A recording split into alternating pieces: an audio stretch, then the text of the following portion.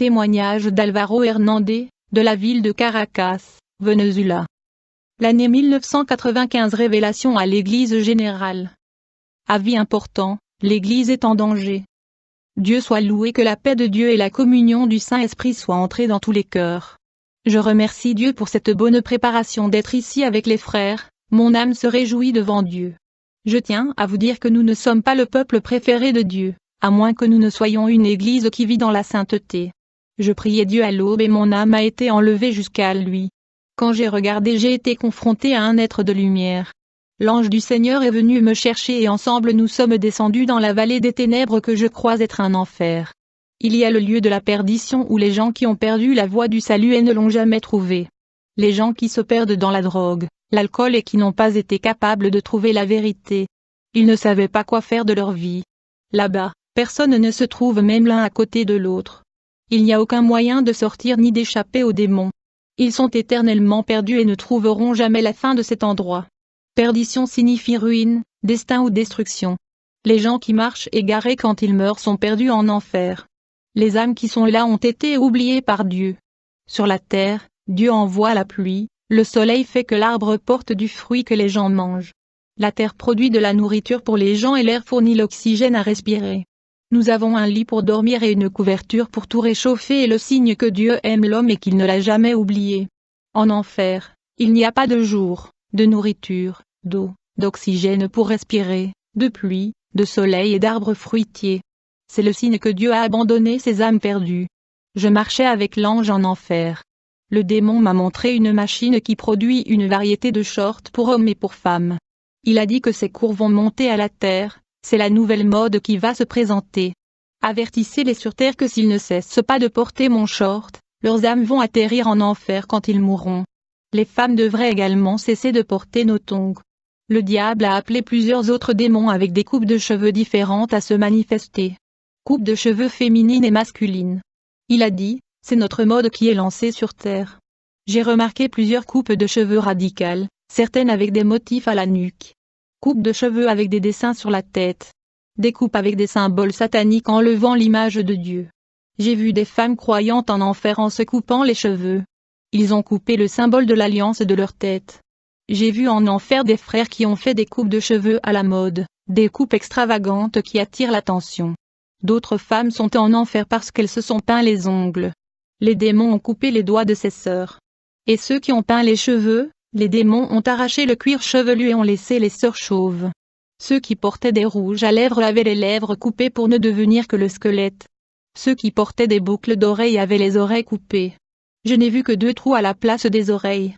Ceux qui portaient du maquillage avaient le visage fondu par le feu. Ceux qui portaient des colliers avaient le cou serré.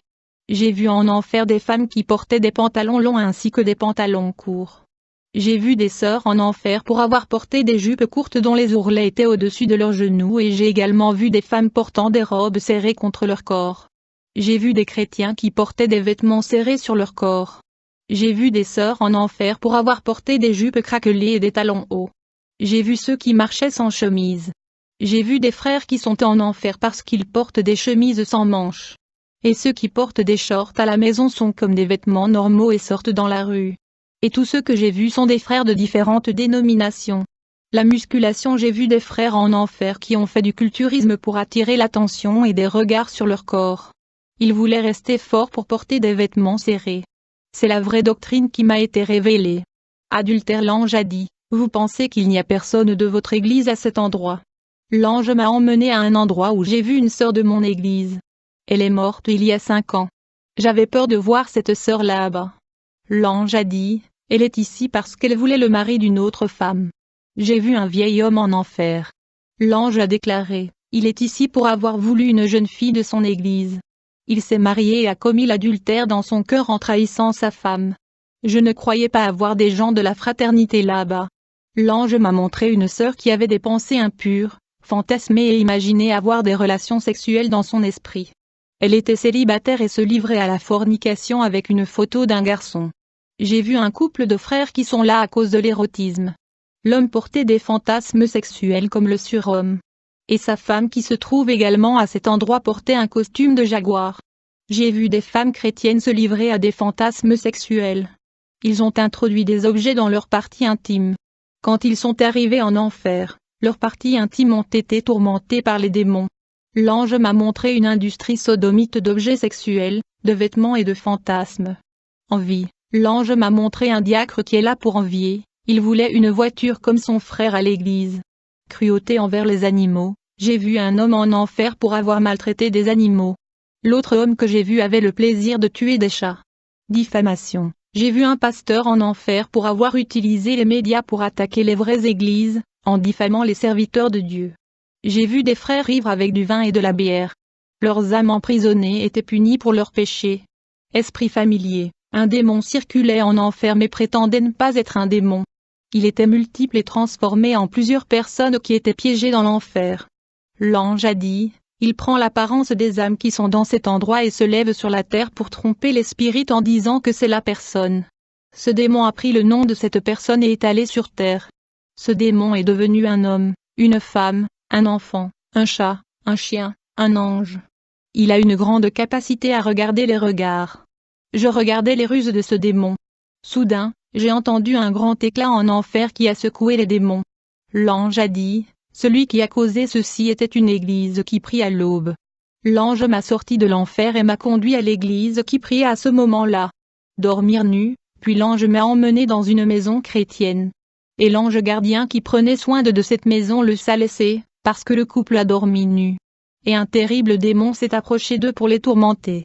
Dîme, l'ange me dit, la dîme n'est pas de la loi, avant que la loi soit donnée par Moïse, les dîmes existaient déjà. Genèse chapitre 14 verset 20. Abraham lui donna un dixième de tout. Il a vécu par la foi, non par la loi, et tous ceux qui marchent dans la grâce deviennent des enfants de la foi d'Abraham. Tout comme Abraham a donné la dîme au roi de Salem, qui est Melchizedek. L'Église doit également avoir la même attitude envers Jésus. Melchizedek a symbolisé Jésus dans l'Ancien Testament. Après cette révélation, j'ai commencé à donner la dîme. Personne n'est tenu de connaître le montant que vous offrez. Si votre aîné n'est pas d'accord, mais vous pouvez donner la dîme, il ne peut pas empêcher et ne demandera pas non plus combien il va être offert. Je dis mais personne n'a jamais connu jusqu'à aujourd'hui. L'ange m'a tendu une épée. Quand j'ai pris cette épée, j'ai senti le poids et je ne pouvais pas le lever. L'ange a dit, ceci est le poids de la parole que vous porterez. Vous ne pouvez pas manipuler cette épée aujourd'hui parce que vous ne lisez pas la parole. Mais demain, vous aurez la capacité de gérer la parole et la force suffisante pour la lever. Rêve, aujourd'hui, vous recevrez le don des rêves comme Joseph l'avait fait. Et je parlerai avec vous à travers les rêves. Maintenant, retourne dans ton corps. Je suis revenu sur terre et j'ai commencé à prier. Et le Saint-Esprit m'a révélé 13 types de personnes dans l'église. La nuit, j'ai prié et je me suis endormi et pour la première fois, j'ai eu une révélation dans le rêve. Un ange est apparu dans mon rêve et m'a dit qu'il me révélerait environ 13 temples. Première maison, demeure des démons, l'ange a dit, je vais vous montrer comment sont les maisons spirituelles de chaque chrétien de votre congrégation. L'ange m'a emmené à la première maison. C'était une maison sombre et nous y sommes entrés. Lorsque nous avons commencé à marcher, nous avons trouvé des rats, des insectes, des cafards et des vers, et la mouche. Une grande puanteur de charogne a inondé la maison. J'ai marché avec l'ange dans plusieurs pièces de la maison et il y avait des insectes trouvés. La maison était en désordre et abandonnée. Je suis entré dans une partie de cette maison et un serpent a sauté dans ma direction pour injecter son venin. J'ai réussi à esquiver à temps et plus loin devant la maison, nous avons trouvé beaucoup de serpents ensemble. J'ai demandé à l'ange où était-ce, où sommes-nous? L'ange m'a fait sortir de cette maison et m'a emmené dans les airs. L'ange m'a répondu, ce sont les maisons spirituelles des membres de votre congrégation. Leurs intérieurs sont remplis de demeures de démons. Leur cœur est sombre et plein de péchés. Cette maison où vous étiez symbolise la vie de certains membres de votre église. J'ai dit, comment cela se peut-il être vrai? Nous sommes un peuple saint, mon église va monter au ciel. L'ange a dit, il n'y a pas de salut collectif, là où il y a du blé, il y a aussi de l'ivraie. La deuxième maison, la demeure médiatique, l'ange m'a emmené à la deuxième maison. En entrant, j'ai remarqué que la maison était pleine de fer à repasser avec des feux d'artifice à 2 têtes ressemblant à des flambeaux olympiques. Ces fers éclairaient chaque coin de la maison. La maison était pleine de grandes fissures ouvertes sur la rue. Un vent fort est entré dans la maison et a éteint ses torches et tout est devenu noir. Quelques minutes plus tard, Des chauves-souris ont commencé à entrer avec un essaim de sauterelles dans cette maison. Cette maison était inconfortable à cause du bruit de ces sauterelles et de ces chauves-souris. L'ange a déclaré, « La maison que vous avez vue avait 7 feux, qui étaient des chandeliers symbolisant la présence du Saint-Esprit. Le vent qui est entré dans la maison et a éteint les flammes et l'influence du monde qui est entré dans la vie des sauvés. Les flammes du Saint-Esprit se sont estompées et l'huile a disparu, laissant la vie dans les ténèbres. Le péché a enveloppé les sauvés. Le péché est entré et s'est installé chez eux à travers les médias. Les vrais chrétiens ne sont pas connus publiquement et n'ont aucun lien avec les médias sataniques. La télévision a été créée pour offrir gloire, argent et exalter les hommes en tant que stars du monde. Satan a donné ce pouvoir à ceux qui le suivent. Jésus a refusé tout cela sur la terre quand Satan lui a offert la proposition dans le désert. Les chrétiens de la programmation évangélique se sont vendus pour devenir célèbres dans les médias. Troisième maison, la demeure de l'iniquité. L'ange m'a emmené à la troisième maison. Un vent fort a secoué les fondations et le toit a commencé à tomber. La maison s'est effondrée partout et ce vent fort a été infesté de buses qui pénétraient à l'intérieur. L'ange a déclaré, « Ceci est la fin de tous ceux qui demeurent dans le péché. » Ces vautours symbolisent les pouvoirs de la destruction. Ce genre de personne n'est pas fermement fondé et basé sur la parole, mais se trouve dans les églises. La quatrième maison, la demeure du mal. L'ange m'a emmené à la quatrième maison. Et il y avait un homme en noir devant la porte. La porte s'ouvrit grand pour l'homme à la robe noire qui ressemblait à un vampire. J'avais peur d'entrer dans la maison. L'ange a dit, « Ne craignez pas, il ne nous verra pas. » Nous sommes entrés dans la maison et cet homme détruisait toute la maison avec une épée. Tous les meubles de cette maison ont été détruits. L'homme a allumé une torche pour éclairer la maison. Le feu était rouge. Ce feu symbolise la présence perverse. La cinquième maison, maison de séduction. L'ange m'a emmené à la cinquième maison. La résidente était une très belle femme. Elle était vêtue d'une robe courte et serrée. Ses lèvres rouges brillèrent. Elle était sexy et séduisante, ressemblant à un modèle. Dans cette maison, il y avait beaucoup de lumière colorée qui clignotait et ressemblait à une maison de fête de chansons et de danse. L'ange m'a fait sortir de la maison. Et à l'extérieur de la maison se trouvaient de nombreux motifs, peintures roses, rouges, noires, bleues et violets. Ils étaient 6 couleurs qui ornaient cette maison symbolisant certains des numéros de la bête. La maison était flashy. L'ange a déclaré, « Cette femme est le démon séducteur qui habite dans les temples de nombreuses églises. Il s'y installe et modifie leur personnalité, les rendant plus sexy et plus attirantes. Ses intérieurs sont sensuellement attrayants, ce qui les fait apparaître comme tels dans leurs apparences. Les œuvres du cœur sont manifestes dans la chair. Une femme qui vit de cette manière n'a pas un intérieur pur et vit avec son cœur taché de lascivité. Les femmes de l'Église imitent ce démon de la beauté que vous avez vu. Cela signifie qu'ils sont contrôlés par ce démon. La sixième maison, demeure de la spiritualité. L'ange m'a emmené à la sixième maison. C'était une très vieille maison finie pleine de trous. À l'intérieur de cette maison, il y avait un groupe d'hommes en uniforme blanc. Ils ont réparé la maison et fermé les crevasses avec du ciment, puis ont peint la maison en blanc à l'extérieur. Et à l'intérieur de la maison, ils ont fait une cure de jouvence en laissant la maison parfaite. Cette maison était sans lumière, mais ces hommes allumaient l'électricité et la lumière éclairait toute la maison. L'ange a dit, « Ces hommes que vous avez vus sont les anges qui travaillent sur la terre et réforment la vie de ceux qui ont grandi dans l'Église. Ils avaient spirituellement perdu la présence de Dieu et ils seront renouvelés comme cette ancienne maison. La couleur blanche que vous avez vue dans la maison est leur justification en Jésus. La septième maison, la demeure du Saint-Esprit. L'ange m'a emmené à la septième maison. Il y avait beaucoup de bruit d'animaux féroces à l'intérieur. J'avais peur d'entrer, pourtant j'ai fait confiance à l'ange avec moi et j'ai essayé d'entrer. L'ange m'a empêché d'entrer et s'est tenu à la porte. Un homme en blanc, vêtu comme un prêtre, vint à la porte. Il est entré dans la maison et tous les animaux sont partis, fuyant sa présence. Les animaux ressemblant à des extraterrestres ont été expulsés de cette maison. Ce prêtre a chassé ces démons et a enlevé toute la saleté de cette maison, a jeté les vieilles choses et a parfumé toute la maison. La puanteur pourrie disparut et un parfum de bonne odeur envahit la maison. L'ange a dit, « Entrons. » Et ce prêtre a allumé la bougie de cette maison et a mis une pancarte avec des lettres en or qui disaient, « Ici, le voleur n'entre pas. » Ce prêtre a verrouillé la porte et préparé une table de dîner pour moi et l'ange. Nous nous sommes assis à la table avec le prêtre. Les monstres ont frappé à la porte pour entrer, mais celle-ci était verrouillée. Ces monstres ne pouvaient pas entrer et ils sont partis. L'ange a dit, lorsque Jésus reviendra, quiconque aura le sceau de la flamme sera pris avec lui. C'est la marque de ceux qui ont le Saint-Esprit dans leur vie. La 8e maison, demeure de la parole, l'ange m'a emmené à la 8e maison. Il était construit par un homme. Lorsqu'il a terminé la construction de la maison, un grand tremblement de terre a déstabilisé ses colonnes, ses structures et ses bases ne pouvaient pas résister au tremblement de terre et la maison est tombée. L'ange a déclaré, toute vie fondée sur les doctrines des hommes ne résistera pas aux épreuves. Lorsqu'il m'a dit cela, un groupe d'anges qui travaillait a pris toutes les pierres des décombres et a commencé à reconstruire. Les murs avec les piliers ont été une fois de plus levés et sont restés fermes.